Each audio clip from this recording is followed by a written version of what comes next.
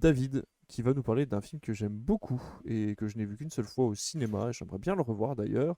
C'est Looper. Explique-nous tout, qu'est-ce que c'est que ce truc que Looper?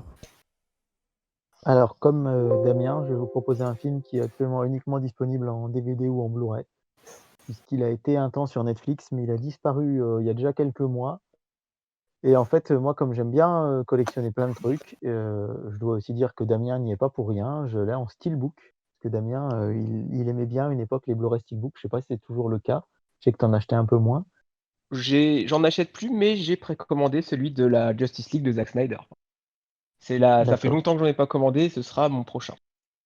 Moi, je pense que mon prochain sera Wonder Woman 84, parenthèse Moi fermée. aussi, moi aussi, moi aussi, moi Euh, aussi, moi aussi. Mais le problème, c'est qu'il est pas donné du tout. Je trouve quand même abusé, Ouais, 34 euros ouais. un Blu-ray, bref. Donc pour l'instant, Ah non, mais je l'ai pas préco. Voilà, Justice League? Non, Wonder 84? Ouais, Il est dispo, alors c'est le Steelbook 4K métallisé, il est disponible à 25-29 € à l'espace culturel en précommande. d'accord. Ah bah, c'est Je bon sais à pas si savoir. c'est la Mais même, bref. je sais pas si c'est la même couverture par contre, parce qu'il est marqué que c'est un facing spécial Leclerc. Mais en tout cas, moi j'ai trouvé la pochette Ah très ouais. jolie et c'est un steelbook. Et il sort le 7 avril, je crois. Ouais, c'est ça. Donc bah, j'irai voir à l'espace culturel, du coup, la semaine prochaine. Voilà. Bien. Donc Looper, c'est un film que j'ai découvert il y a 15 jours.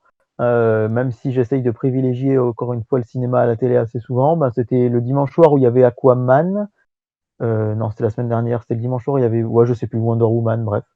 Et c'était des films que j'avais déjà vus. Et le Blu-ray de Looper, ça fait très longtemps qu'il est dans ma collection et que je ne l'avais pas regardé.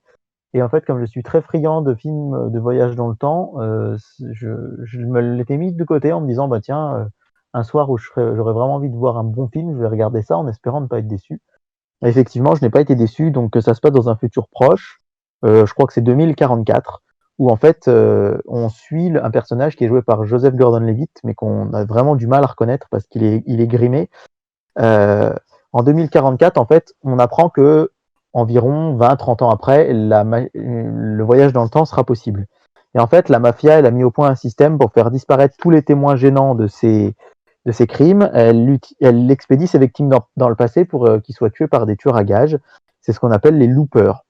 Et en fait, donc Joe, qui est joué par Joseph Gordon-Levitt, un jour découvre que la victime qu'il doit exécuter, en fait, c'est lui-même, avec 20 ans de plus, incarné par Bruce Willis. Et en fait, on se retrouve donc dans cette Amérique.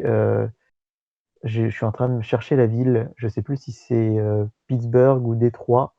Je sais plus. Je peux pas te dire. Donc futuriste, mais ça reste. Le film est de 2012, donc ça reste un futur. Dans 30 ans, il n'y a pas des voitures volantes ou des choses comme ça, quoi. C'est futuriste dans le genre où c'est beaucoup plus industriel, mais c'est assez plausible. Et en fait, on se retrouve avec ce monde dans lequel Joe est là deux fois. Le Joe du futur et le Joe du passé. Et le Joe du futur va essayer de convaincre le Joe du passé d'arrêter de faire n'importe quoi et de stopper ce boulot et surtout de se reprendre un peu en main en lui parlant de son futur. Et en fait, ça a été une très bonne surprise pour moi parce que, bah voilà, je vous le dis, j'adore les voyages temporels, j'adore les films avec des boucles temporelles. Enfin voilà, Retour vers le futur, c'est vraiment ma saga culte. J'aime beaucoup Un jour sans fin, les choses comme ça, quoi. Et bah, c'était une bonne surprise. Et j'ai trouvé la réalisation vraiment chouette, le final vraiment très prenant. Et en fait, en voyant le générique de fin, j'ai découvert que c'était Ryan Johnson qui l'avait réalisé, Ouais. ce que j'ignorais complètement. Alors Ryan Johnson, pour info, c'est le réalisateur de Star Wars 8.